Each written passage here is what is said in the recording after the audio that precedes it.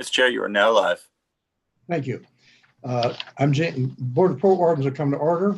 I'm Gene Goddard, the chair, and we have with us John Butler and Robert Shapiro of the Port Wardens. So we have a quorum. And Robert, welcome to your first meeting as a participant. We also have with us Carrie Berger, Kevin Scott, and Beth Bellis. Beth, thank you for joining us tonight.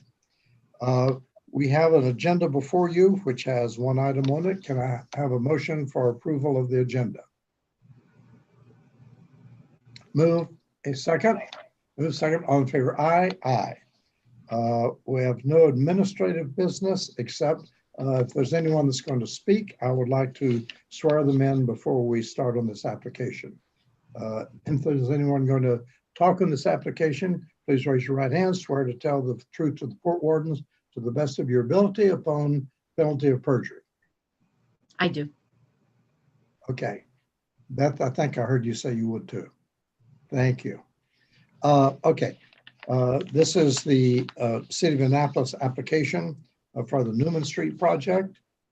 Just for the record, we had a site visit today where 4 of the Port Wardens were there, the 3 of us that are attending this meeting, plus Scott Anderson. And we had 3 members of the Public Works and Beth, the Harbor Master. And we had... Excuse me, Gene, if I can just cut in. I just talked to Scott Anderson. He's trying to get on the line right now. Okay. And that was Kevin Scott, who was with us also.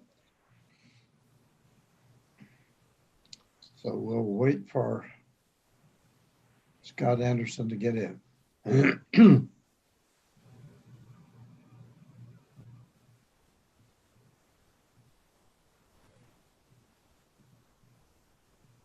Oh, I forgot Mike Johnson. Mike, you haven't been with us on this application before.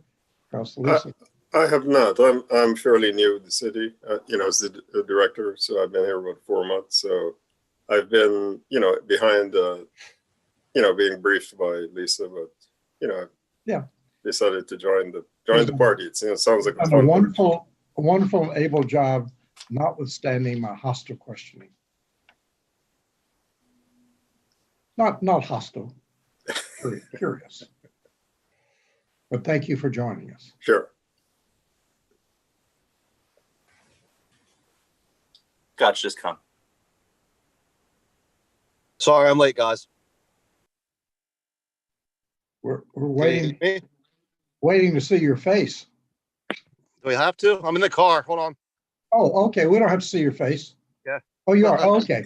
Well, thank you for joining us. So the record should show that Scott Anderson is also with us. Scott, we're about to consider this application. I was describing our field meeting site visit today. And at that site visit, there were no members of the public. And we basically reviewed the plans of the site against the physical surroundings so we could get a better idea of the actual visual appearance of it. And John Butler was kind enough to bring his tape measure, which allowed us to see where everything was. So that was the nature of the site visit. And so with that in mind, I have one question. I would also like to introduce into the record a document that I think the Harbor Master provided us, which was a memo that was prepared by the former Harbor Master, Flip Walters. I make that mistake all the time. Flip Walters, in regard to the overall plan of the dock and of Eagle Alley, which incorporated partially this Newman project. And as everyone knows, I've had 2 concerns. One, of the projection into Eagle Alley, which narrows it, which is a concern always in navigation in Eagle Alley. and also because of the jut out of 3 feet, which makes the pier not run straight. And I'm concerned about the navigational hazard of that. With that, I'd like to ask Beth. Beth, you're our harbor master. You're in charge of the navigational safety and especially there in Eagle Alley. Do you have any concerns at all about either the restricted navigation or the plan that has the 3 foot, I call it a jut out. I don't know what Sure. technical term is.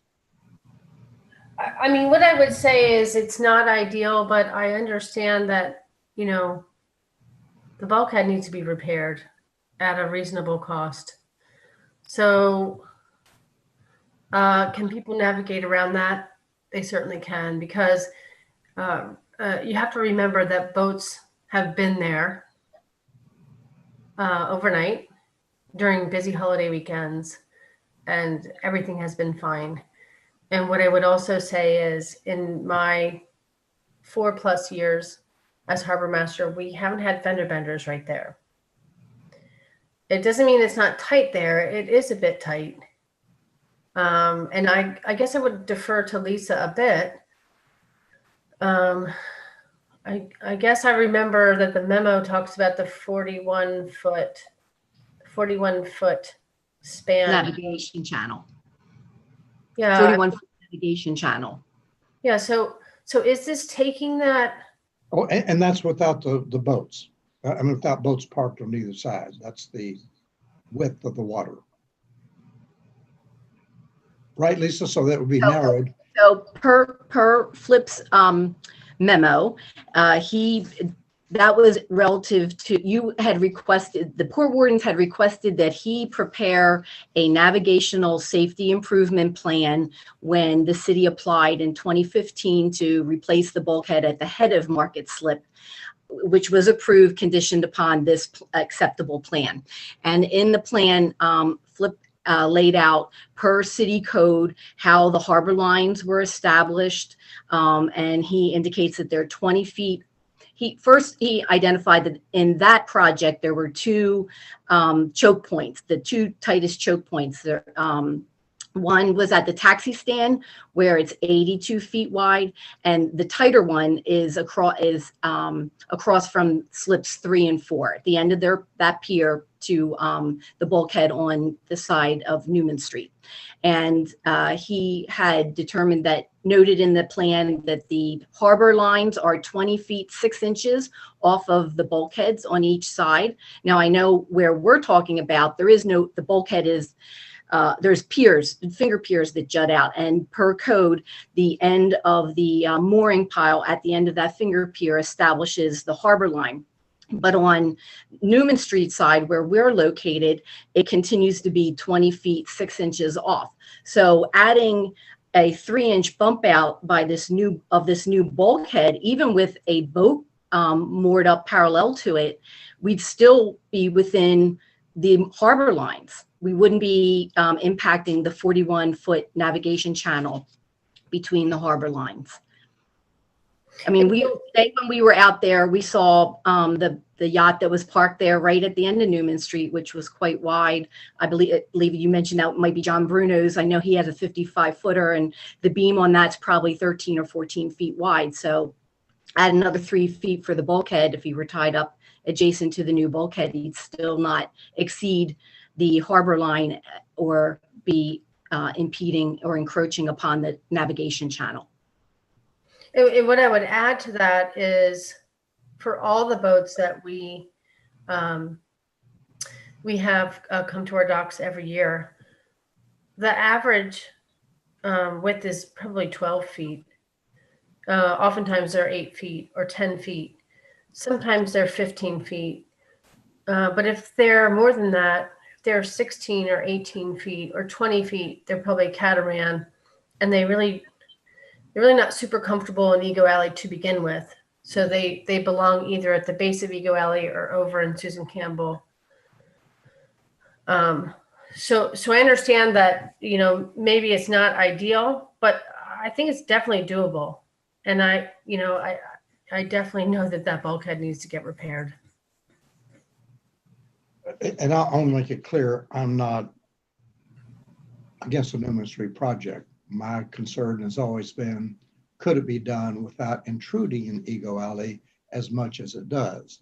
And in answer to a previous question, if I'm correct, Lisa asked, could it be done so it did not intrude? And you said the consulting engineers said it could not be done within the budget. Well, it's not just within the budget. There's multiple factors that have to be considered. First of all, when the city's doing a project, the goal is to operate within the city's right of way, which is just the width of Newman Street.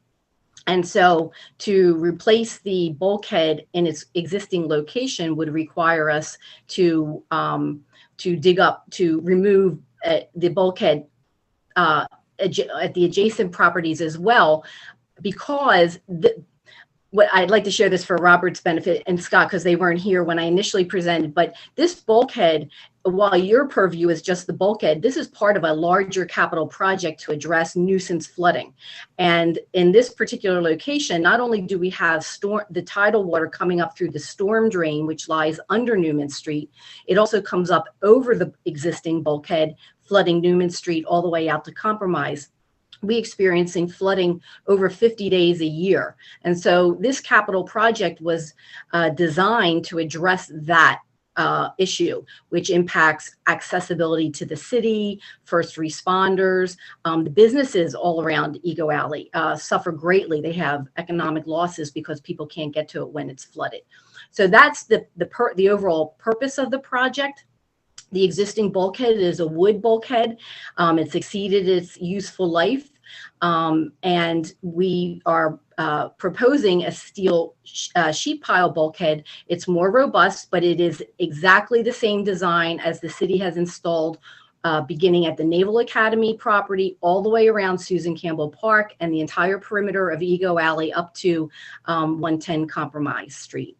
And so we want to continue that because in addition, going forward, the city is looking at sea level rise and developing flood protection plans. And this is just part of that defense, will become part of that defense system. And so it's a more robust system. In addition, we can't do the wood because this flood mitigation project involves the installation of a pump station, and we will have new discharge pipes under Newman Street, and we need the more robust sheet pile bulkhead with its concrete cap to support those discharge pipes. So I just wanted to give context. It's not just replacing the bulkhead at the end of Newman Street.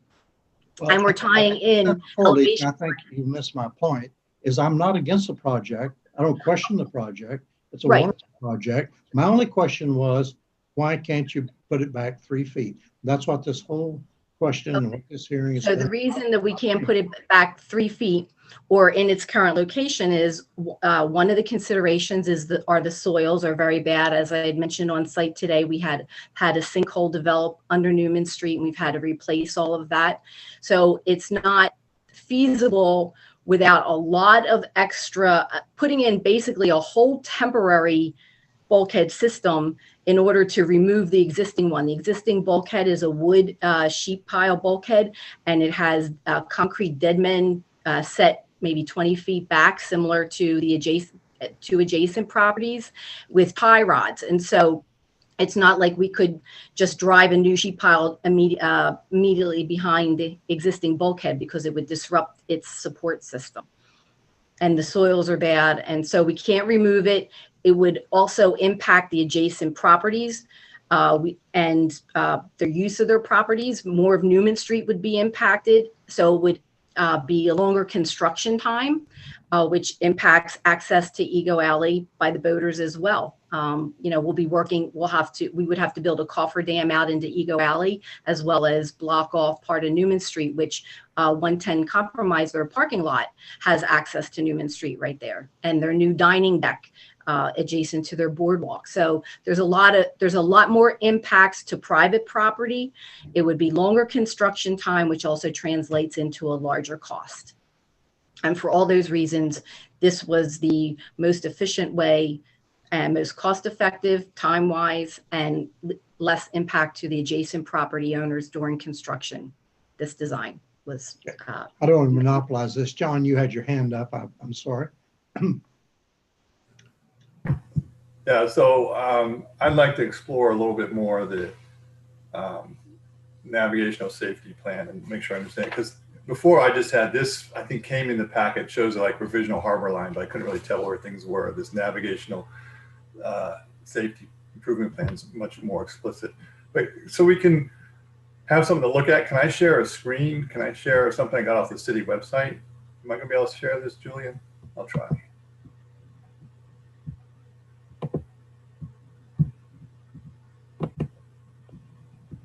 Can everybody see this? yes. Yes. Okay. So I'm curious where Market Slip 3 is, where that. Okay. Where you're is that there? Yes, that's 3. And then the next one towards Susan Campbell is 4. We're directly across from 7 and 8, slips 7 and 8. And both of those slips, the finger piers are 27 feet long. And I have a paper here from the harbor master. They have allowable length boats. So in slip 7, while the slip pier length is 27 feet, they do allow boats up to 30 feet long. But in slip 6, it's no longer than the finger pier itself, 27 feet. So the safety improvement plan only mentions slip 3, and it mentions, I'm not sure why this is, but 14 feet if it's dock starboard side 2 and 12 feet port side 2. I don't know if you have any insight into that, Beth, but that's seems like you know the beam would be the same whichever direction you're pointing. But I mean, I sort of had the same thought, except if you spin the boat around so that the bow is facing the head of Ego Alley, I guess the more narrow part of the boat.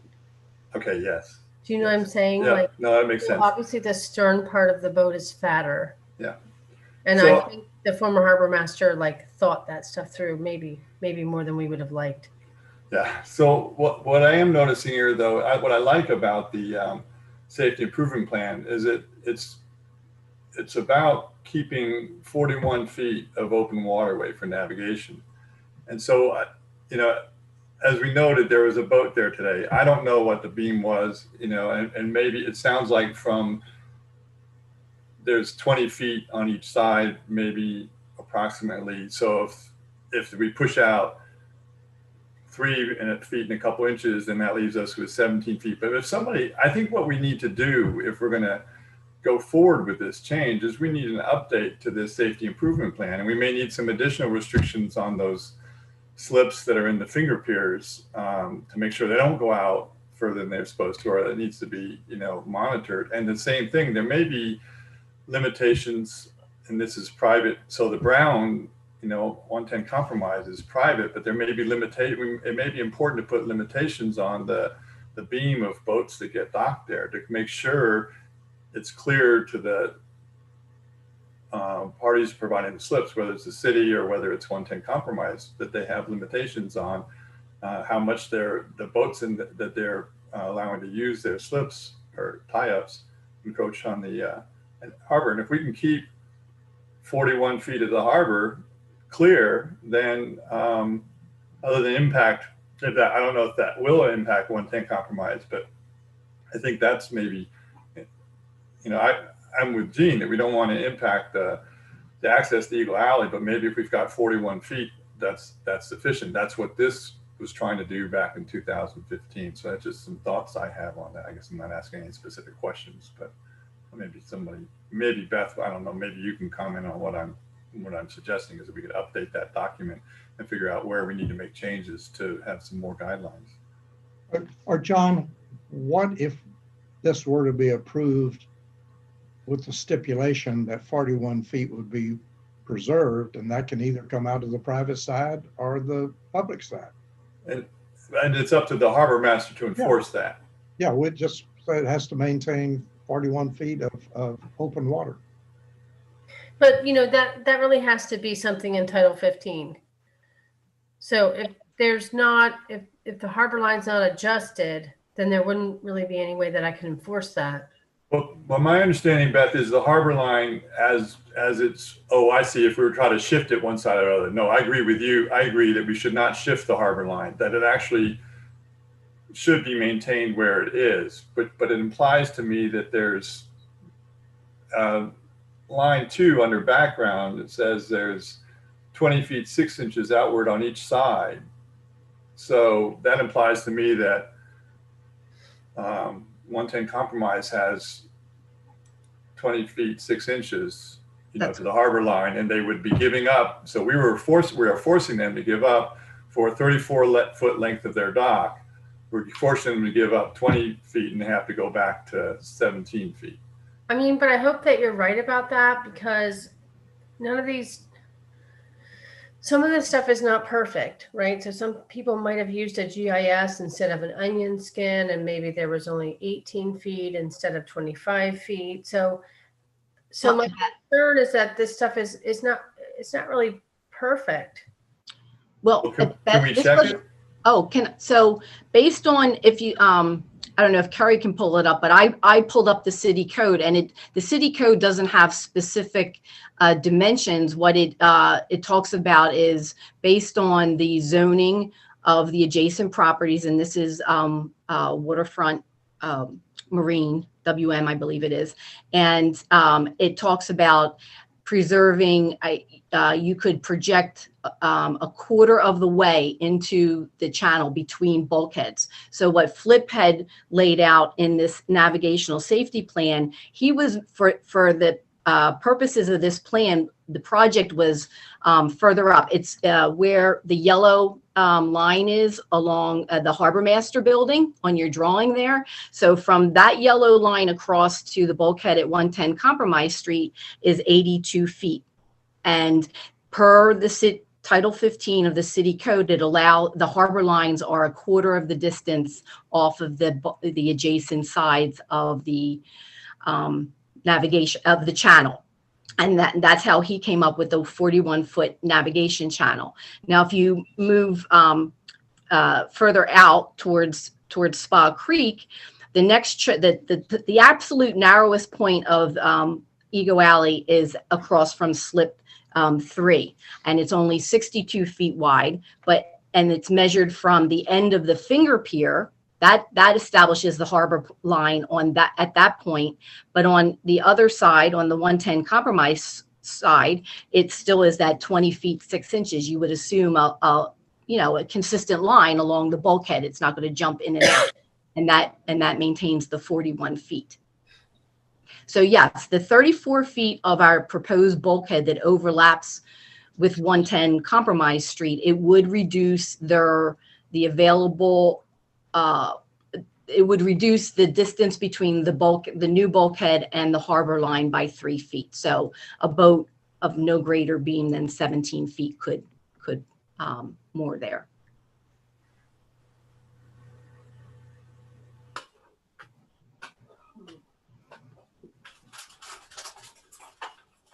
So I'm intrigued, Beth. We make stipulations on our approval all the time. I don't know why we can't, condition our approval upon maintaining a certain distance of water. Why do you think we have to incorporate that into the city code, if that's our authority? I mean, I don't know that I entirely remember the conversation we had 5 minutes ago. But the other thing is on the harbor master's plan, he specified his safety plan, improvement plan. He states that they'll maintain a clear navigable channel of at least 41 feet in width through the entire length of Market Slip under all ordinary conditions. And at slip number 3, which really isn't relevant to our project because we're across from 7 and 8, but at slip 3, a maximum beam of 14 feet will be allowed when docked starboard side and 12 feet port side too. And the turning basin will not be occluded by docking of vessels. So all of those statements are still valid and can still be enforced. There doesn't need to be any changes to this plan, even though we're just outside the limits of what it was addressed for. But the plan, he says specifically that the harbor master will maintain a clear navigable channel of at least 41 feet in width through the entire length of Market Slip. But that's a plan. It's not a law. It's not, this isn't conditioned on that. That's someone's plan. Has that been adopted or incorporated into a regulation or a code anyplace? I wouldn't know. Yeah, so I mean, so why don't we just strip out those, or we could just say conditional, condition this. What if 110 Compromise decided to put a catamaran there that was, I don't know, 20-foot beam? Well, And they did this summer. They did put a catamaran in a pretty tough spot. Title 15 says that you cannot go out beyond the harbor line when you moor a boat. So it's up to the harbor master to enforce that. And this guideline, I think, so it's not code, but it was something that kind of helped the harbor master say, in order to make sure we're adhering to the harbor line, this is what we're going to do through here. So why don't if we approve this, why don't we make a condition upon that plan? And I guess what I'm wondering is whether any of those other slips, 5 or 6, whether there needs to be restrictions on how much they stick out beyond the piling. That's exactly what I was getting ready to say. Do I need to decrease the maximum length in slip 7 or 6 or 8? So I have your table that you provided, Beth, when I visited last month, and in slips 6, the pier length is 27 feet, and the maximum boat length is 27 feet. So you stick close to that. It's the same length. In slip 7, you do allow a 30-foot boat adjacent to a 27-foot pier, and 7 is the slip that's directly across from Newman Street. So do you feel like that needs to be reduced? Well, in the photo, it looks like some of those boats stick beyond the pier, the finger pier. Well, but that's really common though. No, it's not the finger pier. There's a whole line of mooring piles that are out at 27. I can't see that. You that. can't see in that. So the smallest boat that's perpendicular to next to that yellow line. But the first one that's perpendicular to the bulkhead on the harbor master side is the full length of the finger pier to the very last mooring pile. And there's a whole row of mooring piles at 27 feet. And there's 27 plus 41 plus 17 get it, take it. I mean, I guess I don't see the numbers. We don't have we don't have a scale. We don't have something that shows us those numbers add up, that the width across is, such and such at that point, and the numbers work. I guess I'm looking for confirmation that we have 41 feet and what it takes to get that. Well, the channel you can see widens as you head towards Spa Creek. The narrowest point is right, the absolute narrowest point of Ego Alley is at slip 3, where the first perpendicular boat is moored there in the picture. That's the narrowest point right there. Yes. And then it gets wider because how much wider? We don't know if these numbers that you gave us for these boats comply with what would be needed to have the 41-foot harbor line, do we? I don't know. No. I mean, I've measured. It'd be easy to figure that out though, right? Yeah. I mean, I've measured graphically using Google Maps, and bulkhead to bulkhead at the end of Newman Street, the distance between the end of Newman Street and the bulkhead, not excluding the finger piers, all the way to the bulkhead, is 90 feet. So then you've got the mooring piles come out 27. So it's 90 minus 27 is 63. 60, yeah. And then you have a 20-foot 6-inch harbor line on the other side. So you subtract 20 and a half feet from 63. You have more than 41 feet. You have 43 and a half feet. So it sounds like, again, we're consistent with, if you give up 3 feet on the 110 compromise side, you end up, for that 34 feet, you can only come out 17 feet, not 20 feet. Right. Yes. I mean, to be honest, it's not. There's not a ton of room in there. I mean, I think we all know there's not a lot of room in there, but this bulkhead needs to get repaired.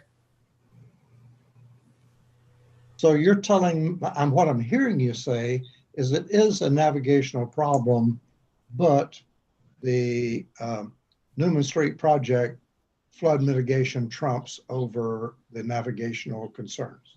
No, I'm not saying that. I'm saying it's a tight spot, Well, but that's, there are lots of tight spots in Annapolis City waterways. There are lots of them. that's what I concerned us. But it sounds like we can maintain 41 feet. So if that's what it is at the choke point, we're just going to be extending maybe where that 41 feet is that we're trying to maintain. And doesn't the bulkhead extend 34 feet upward towards Fawcett's old building? Yes, it Okay. overlap. Yes, it'll be in front of their existing bulkhead for 34 feet, and it'll extend 3 feet in front of it. Yes. And they're not allowed to rent any slip beyond Newman, correct? Correct. Newman Street is city property. There's no boats are allowed to be moored there now because there's a discharge pipe Right. underneath through the bulkhead. So that's another thing I think addresses Gene's concerns about navigation hazards of this 3-foot bump out is if there's boats moored on either side of Newman Street, that 3-foot bump out is not, it's protected by the boats that are moored in front of it.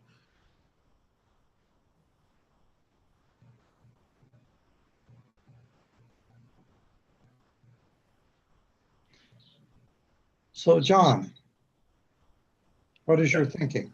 Well, I guess you know, I'm satisfied if we can keep 41 feet of open waterway. That's constrained waterway, but if we can keep 41 feet open, so that 41 feet constriction now is going to go for a little longer. But you can see that even up in here, you know, I mean, I guess like Lisa's saying, this is the tightest spot here, and we're going to extend that down a little bit. But as long as we don't go less than 41, we're just making the choke point longer. And so boats still may have to be taken there, waiting for each other, going in and out of there, being careful, and that's a longer period of time. I think the city's going to have to be real careful about what boats they put into these slips here and make sure they're not exceeding, you know, the length allowed.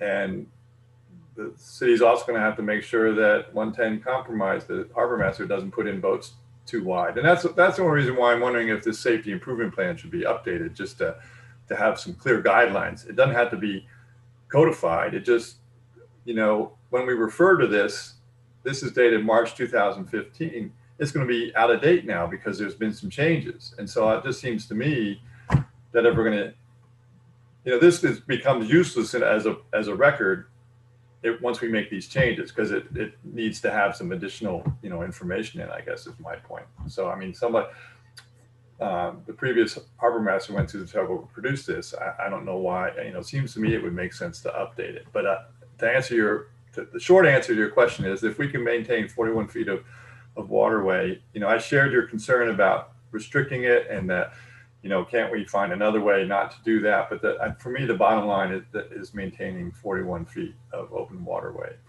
for navigation. And I hear what you're saying about the city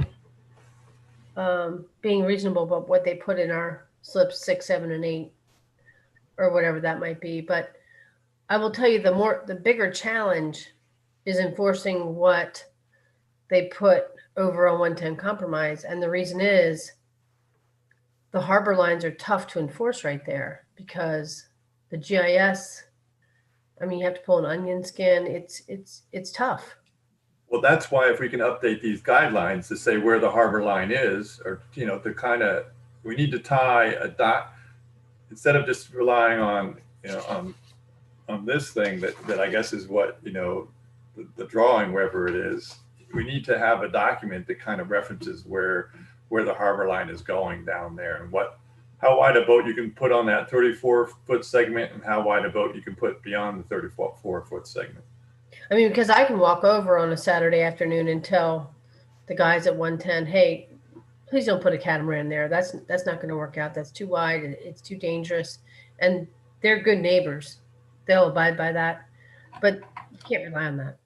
Well, that's why if we have a document up front that identifies, just like right now, the document limits what the city can put in slip 3, it should clarify for that whole choke point area what size boats can be put in the various locations, both the slips with the finger piers for the city and the 110 compromise bulkhead tie-up. Let's be explicit about what's allowed to before you're encroaching on the harbor. We went through the same thing in the case of SAYC, they got the city to change the harbor line, but still in that whole process of approving their marina, there was a lot of discussion about boats, how wide of boats they could put at their slips and not go into the harbor line. And we didn't end up maybe with a document referencing that, but we've already got something for Eagle Alley. Why don't we just improve upon it and give 110 Compromise Street through that document some guidelines so that when they have a request for tie-up, they know what's expected of them by the harbor master. And that if they go beyond that, they're encroaching on the harbor line, and Title 15 doesn't allow that. That'd be helpful. Well, how do you get that document updated, John? Well, Get the city to agree? I'm suggesting to the harbor, to Beth, that her job is easier to enforce what we're talking about by updating the document. If we approve this, it's really on the, sorry to pick on you, Beth, I don't mean to be, but it's really on the harbor master to enforce what we're approving, because we're not approving boats extending into the harbor line. We're only approving something that we think can be done, and boats still not be going into being tied up in a way they encroach on the harbor line. But that's going to be up to the harbor master to enforce. I'm just suggesting an easy tool to do that is to update this document. No, I hear what you're saying, but I would defer to Carrie. I don't know if Carrie's still on the line, but I'm not sure the easiest way to do that. I know that we are planning on some updates to Title 15. I don't know if that needs to happen, or if Ms. Berger would say that there's some other avenue. So I'm sort of in a weird position because yes, there are updates that are being made to Title 15, and Kevin can probably speak on that better than I could because I'm sort of limited in my role here to counsel for the Port Wardens. So I can't really say one way or the other with this document. And I also have never seen the document, so I don't really want to opine on something that I haven't seen.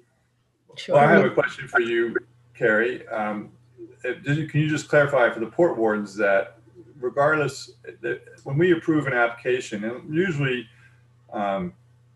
applications we receive actually have the proposed plan with a harbor line drawn on it. And we didn't receive that for this, but I'm okay with moving forward because we have, at least that I know of, because we have this description of it in this memo. But usually we see the harbor line. I mean, maybe that's a resolution to this, that somebody produces a document that shows where the harbor line goes. And then, but my question to you is, when we approve something and that shows the harbor line, the applicant, in this case, the applicant's really on the behalf of 110 Compromise also, the applicant is under, the obligation not to use what they're putting in a way that they encroach on the harbor line. As long as what the Port Wardens approve is reasonably, within the harbor line, the application, then the Port Wardens are kind of done, and it's up to the harbor master to make sure that the harbor line is not violated. That's my understanding. Is that yes, correct? That's correct. So does that mean we're approving, acknowledging where the harbor line is, like we do or don't with lateral lines? Well, maybe we need a diagram from the applicant that shows the harbor line, because we didn't get that in this application. Okay, I apologize. I didn't even know that anything existed. I got what was submitted with my application was provided by Kevin Scott, and I've not been before Port Wardens before. In the past, the harbor master has always represented the city bulkhead projects, so this was all new to me. I will tell you, the original plans are onion skins with that the harbor lines are drawn on. And I know that our GIS coordinator has attempted to, they've digitized it, you know, they've scanned it in digitally and then overlaid it on top of an aerial map, just like you're showing there. But it doesn't, it, you know, the scales or whatever, for whatever reason, it doesn't fit perfectly. So they have that, as it was explained to me, they, you know, identify a clear point and they kind of stretch it and pull it. But the way Title 15 is written, it's not hard. It really it describes it as you're allowed the quarter of the you know, depending on where you are, whether it's developed property and undeveloped property and the zoning of the adjacent properties, it dictates how far, where the harbor line falls. And in the case of where the slip 3, where the yellow line is on the map that's currently up there, at that point in Ego Alley, which measured 82 feet, and based on Title 15 and the adjacent zoning and development of the property, the harbor lines were a quarter of the distance across as measured out from either bulkhead, from the bulkhead on either side. Right. So that's how we came out with 41 feet. So I think that's more important than the onion skins. I agree with you. But so you could put that, your person, whoever is doing these diagrams and stuff, could have, if you known that we use that information, could have placed the harbor line based on that information. Because that's essentially how the onion skins were drawn, is they used that description in Title 15 and did the onion skin. So I'd be more comfortable with one of whoever does the GIS or the planning, engineering drawings or whatever, they know all those distances and they could draw the harbor line where it is based on Title 15. And then that would be in what we're approving, that shows, you know, it would show those distances. It would show the change from whatever it is today to the 3 feet taken away. And then we're approving that. To me, I guess now we've kind of gone beyond what I was saying before. I mean, I can see how this can work, and I was kind of trying to get it to be like with this memo, but maybe it'd be better to be explicit and to have a drawing that has the harbor lines on it in your application. Okay, I know we're asking for one more thing, but just go ahead and speak up that their application that I sent you for the August hearing on the 11th page in the document has the harbor line map. Oh, good. But it most certainly was included with this application. Oh, good. And bearing in mind, they're replacing the bulkhead. You're not approving a change of the harbor line. The harbor line doesn't move with this application. I agree with that 100%. Where would I find that? On the application submittal, there's a PDF for the application. If you scroll to the 11th page of the PDF, you'll see the harbor line map, which is actually the same drawing that's in this navigation. That's the one that has this at the beginning? What is your... I don't know if you can see that. Or I can get rid of my screen share. I couldn't see your screen. I like your screenshot. That's the plan package. There's another PDF with the application. The application plans were in 2 different PDFs. Any chance you can share that? Maybe I'm not sure what I'm supposed to be looking. Maybe I don't have it printed out. I thought I had all the stuff you sent to us hard copy way back when. I did, and you did get this hard copy back at the time. Let me. You're not talking about this, right, Scott? Kevin, I mean. Hold on, let me find you. Because this is not acceptable. This doesn't help us. It's got the harbor line, but it doesn't help us understand. Well, that's the. Well, the trick is that's the harbor line map. No, I want something, when we get applications for marina changes by individuals, they give us, I don't have an example here I can show you, but they give us an engineering drawing that has a proposed development that draws a harbor line on it. And we can see where the proposed dock ends and where the harbor line begins. I can't see that from this. Right. Well, when they're adding a pier or something like that, when they're approaching towards the harbor line, you want to make sure they're not crossing it. This is a bulkhead replacement, so there's no way that they're crossing the harbor line with the structure which you're approving as the bulkhead. But we're pushing the bulkhead out 3 feet, so we're pushing boats out 3 feet, and we just want to make sure that we know how far out boats can go tied up to that new bulkhead before they encroach on the harbor line. trying to help the harbor master do her job. Well, it sounds like it's going to be 17 and a half feet. based on But I'd like to see the drawing that shows that. Well, from the harbor master's navigational safety improvement plan. We're inferring it, yes.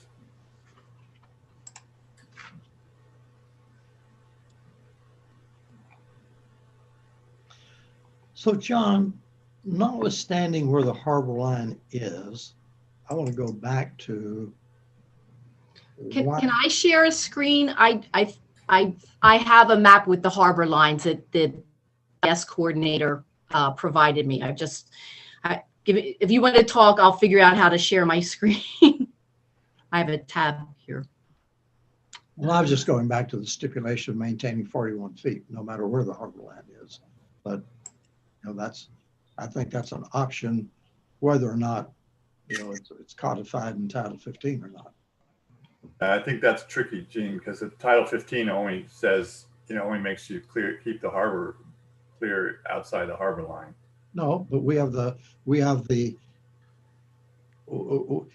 authority to, you know, to protect navigation. So we have the authority wherever the harbor line is, you know, because what you're talking about is you're not restricting anything other than the beam of a boat from where the, you know, the pier is to the, you know, to the harbor line. And Can you see that now? yeah. Okay, that's the red is the harbor line. So there's a boat right now that is docked and compromised. It's over the harbor line. Yep. And What I would tell you is Newman Street right here. This is Newman Street right there. But I don't think that's a quarter of the way across. I think that's Those drawn from the lines onion are- skin. So those harbor lines are all wrong. Yeah. When I pulled the onion skins and tried to measure that, they were so far off of what that red line represents that it was totally not enforceable. So the GIS does not represent where the harbor line really lies.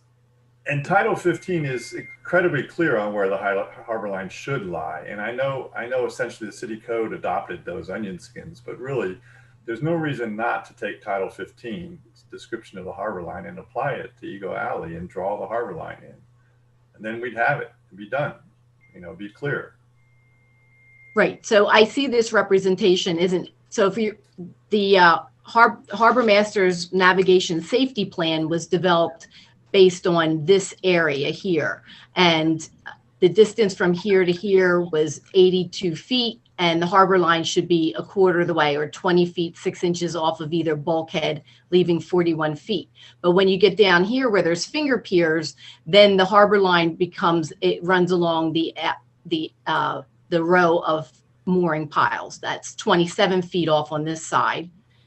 But you still, it continues at 20 and a half, well, 20 feet, I would assume would continue, or does it narrow? I don't know how that would be interpreted. In Title 15, it's 1/4 of the way across. 1/4 of the way. If there's not physical development. So it's following the pilings on the one side because it's following existing development.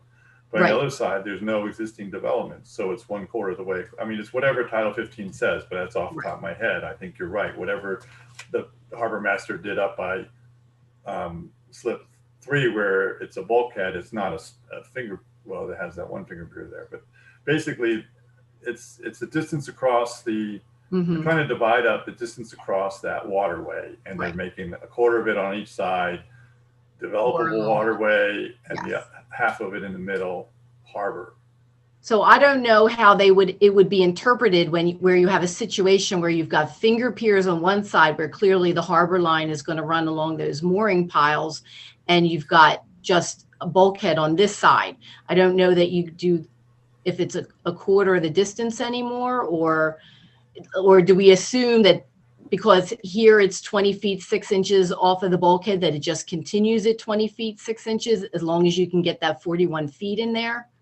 Well, I think if you look at the code, but maybe, and you have to do some interpretation, but my guess is if you did 1/4 of the way across from the bulkhead side, you'd still have Well, as I said, more it's 9. waterway than the most constricted part.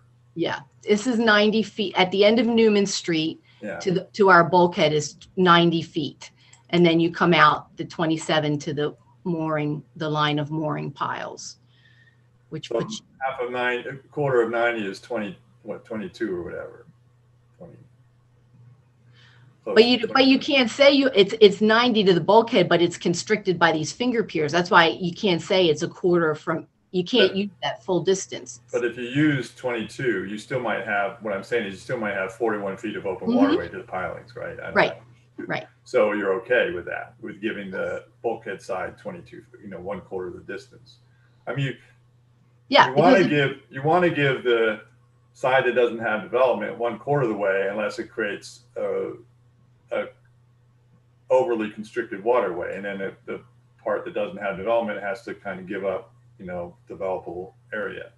But I think as long as you can, if you can show that a quarter of the way across doesn't constrain it any more than it already is at the narrowest point, then I think that's still reasonable to give a quarter of the way across at the site without pilings. Right.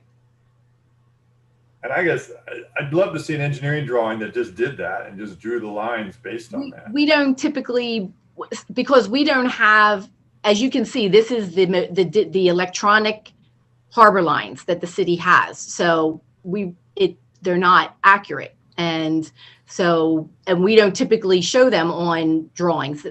Our construction drawings are developed by engineers, by a consulting firm. And so we could give them this, but this is, on an aerial photograph. It's not on a CAD drawing. That's very precise. GIS map isn't the adopted Harborline map. It's the hand-drawn map that the onion skin, as Beth was calling it, the map that you held up. That is the adopted Harborline map. For better or worse, that's the map we have. It goes back to like a 1980 drawing. But we also have Title 15, Kevin, and Title 15 describes how that onion skin map was drawn. So you could use Title 15 to verify the exact location of the onion skin lines instead of trying to do overlays, with GIS. You can use the statements in Title 15. Right, and that's the quarter of a distance to the opposite shore. It leaves a quarter on each side and half of the width for the channel. And like I pointed out before, you're not moving the harbor line, so the onus would fall back on the harbor master who manages the waterway to ensure that the harbor line isn't encroached upon. So if it means narrower boats are limited, then that's what it means. Looks to me like 110 compromise can't put any boats on that side, along that new bulkhead. Well, 12 foot beam or something. I don't know what the number is, but I'm just looking at how it narrows. One boat's on the harbor line and it gets more narrow. Right. And that's the problem with using the onion skins. I'm trying to say is you so that's why I keep going back to the standard that we're concerned about is navigation. Yeah. So if you were to approve this condition upon the harbor master maintaining 41 feet of navigable water, okay, and you achieve it without redrawing the harbor lines, and let the harbor master fight with 110 compromise over what's too wide and not too wide, as long as she or he is maintaining the navigable waterway. that sounds good to me.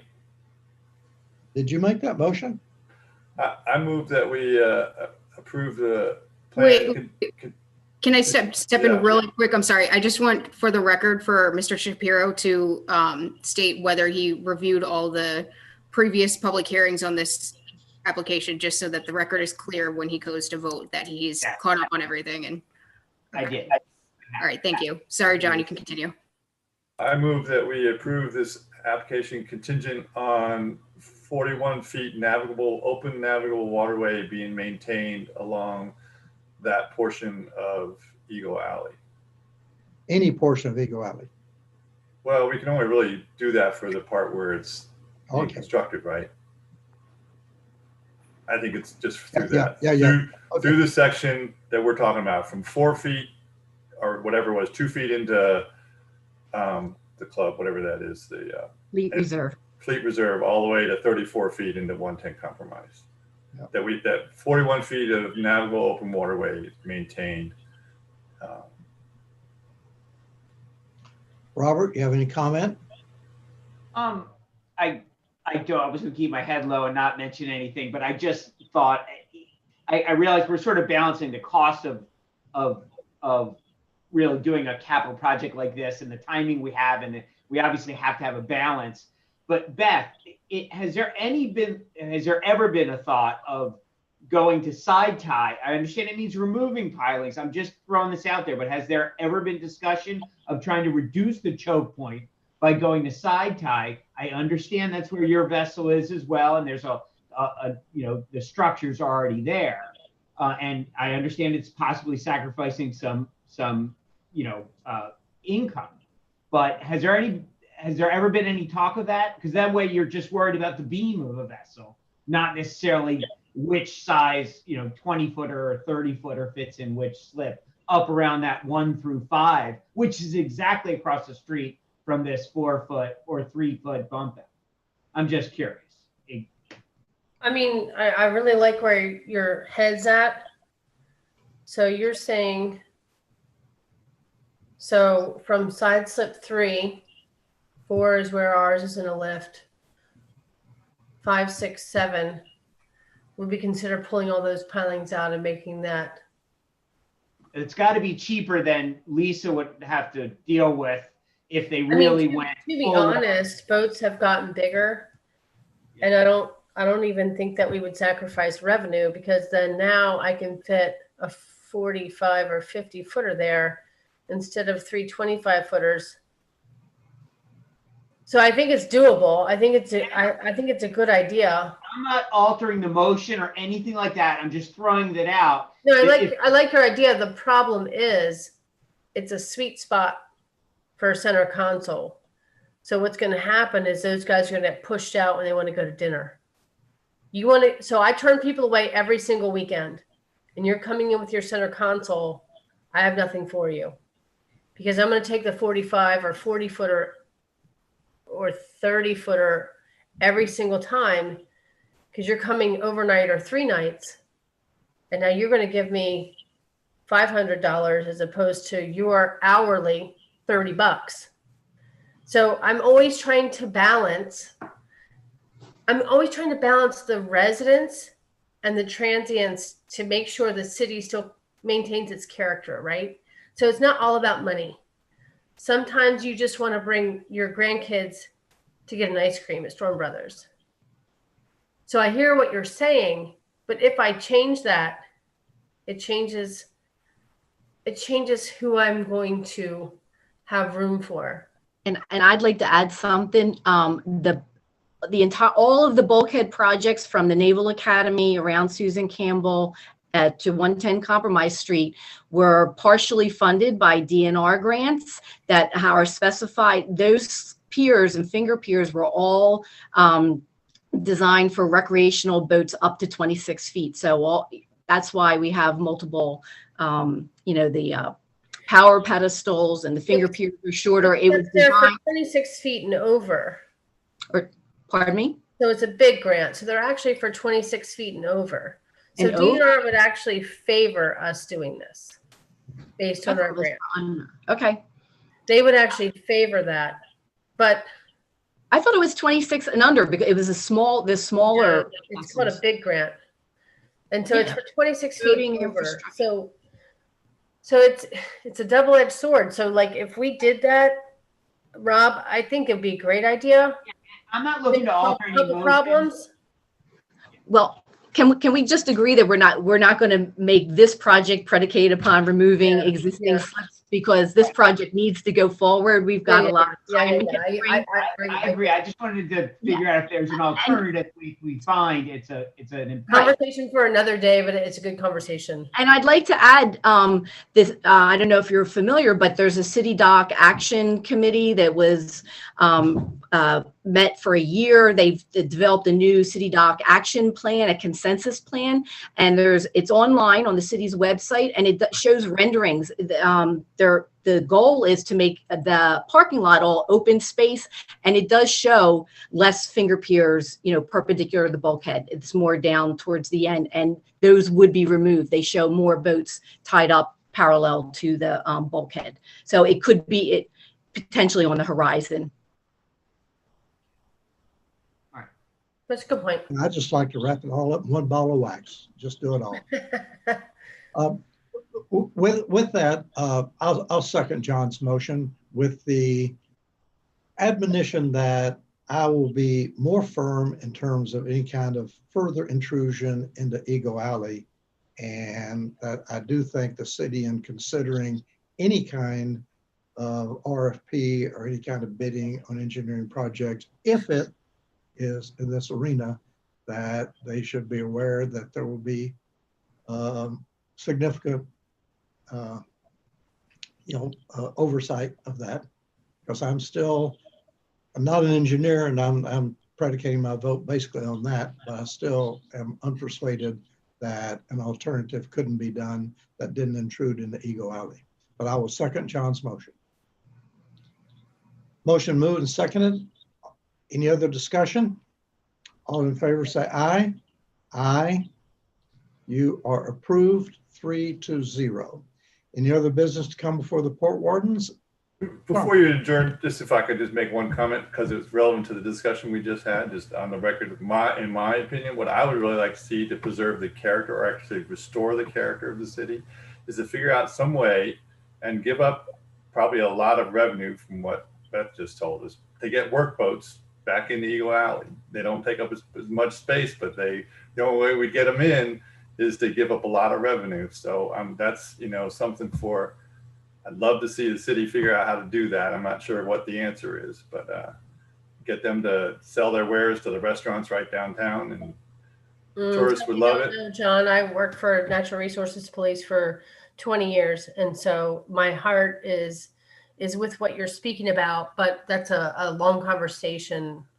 It's a different conversation. Right. Obviously, not trying to get a discussion going on. People too. just want to say that would be a great way for the city to go. You might even find a better place for a lot more dinghies, and then you wouldn't need the mom and pop center consoles coming in. They could do it by dinghy, or you might even provide, as part of the revenue in the moorings, to provide free taxi service in, like they do in many places in New England. So, but I think that may be off the subject. Yeah, those big boats block the view. Hey, Gene, can we just take a pause and clarify Scott Anderson is in attendance, his camera's off, a microphone's unmuted. Yes, Oh, I'm I am sorry. here. Did he I am here. vote or abstain? Yeah. How did you vote, Scott? I voted with the board. Okay. It's 4-0. 4-0 then. Thank you, Kevin. I'm sorry, Scott, because we couldn't see you. So with that, I do want to thank the city for its forbearance and all the questioning, and all the participants, and especially my fellow Port Wardens. And thank you all for your contribution. And we will see you in January. Thank you. Bye. Not us. Thank you. Oh no, Lisa, we're going to have you back.